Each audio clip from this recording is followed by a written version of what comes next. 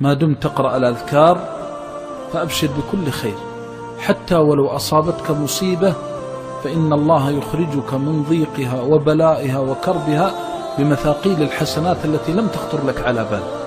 ما حافظ عبد على الأذكار إلا شرح الله صدره، والله الذي لا إله إلا هو لن تجد أحدا مكروبا ولا منكوبا ولا ضاقت عليه الدنيا بهمومه وهموم أهله وولده ولزم أذكار الصباح والمساء إلا جعل الله له من بين أطباق الدنيا فرجا ومخرجا. وإنك والله لتعجب من بعضهم أن عليه من الهموم في نفسه وماله وأهله وولده لا يفتر من قراءة سنة النبي صلى الله عليه وسلم واتباع هديه في الصباح والمساء، وإذا بك تجده أشرح الناس صدرا وأكملهم يقينا، فبخ كم له من الأجر والدرجات العلى عند الله عز وجل بهذا اليقين.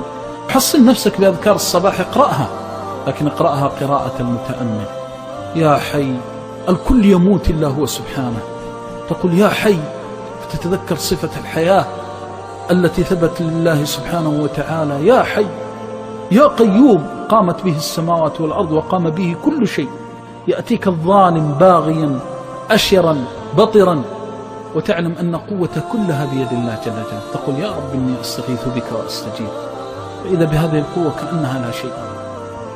ومن هنا كان من أذكار الصباح يا حي يا قيوم برحمتك أستغيث.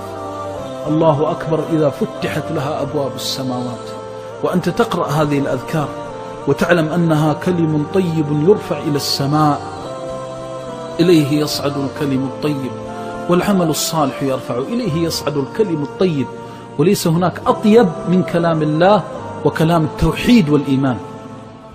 يا حي يا قيوم برحمتك أستغيث. عبد من عباد الله يستغيث بالله صباحا أيضيع؟ والملائكة كلها تشهد، وحتى الأرض التي أنت عليها لما تقول يا رب إني مستغيث بك تشهد أنك استغثت بالله. يا حي يا قيوم برحمتك أستغيث، أصلح لي شأني كله ولا تكلني إلى نفسي طرفة عين. إذا قالها العبد من أي شيء يخاف ومن أي شيء يهاب. فهذه الأذكار أذكار الصباح والمساء من يقولها ويتأمل فيها. أنت لما تأتي وتقرأ المعوذات قال لخبيب يا خبيب قل، قال ما أقول يا رسول الله، قال قل، قال ما أقول يا رسول الله، قال قل هو الله أحد والمعوذتان إذا أمسيت وأصبحت ثلاثا تكفيك من كل شيء. ما هي المعوذتان؟ أنت حينما تقول أعوذ قل أعوذ ألوذ وألتجئ وأعتصم وأحتمي، تشهد الله من فوق 7 سماوات أنك تلوذ به وتحتمي وتلتجئ إليه. قل أعوذ برب الفلق من شر ما خلق. أي شيء يخرج عن خلقة الله؟ هل في شيء ما هو مخلوق لله؟ من شر ما خلق. أنت تقول اللهم إني أعوذ بك من شر كل شيء خلقته، فقد يأتي الشر من ولدك الذي هو من صلبك وأنت لا تعلم ولكن الله يعلم.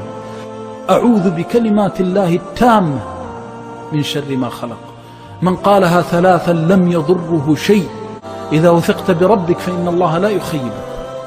وإذا امتلأ القلب بالتوحيد بمعرفة الله سبحانه وتعالى، لو اجتمع من في السماوات ومن في الأرض على أن ينفعوك أو يضروك لن ينفعوك ولا يضروك إلا بشيء قد كتبه الله عليك.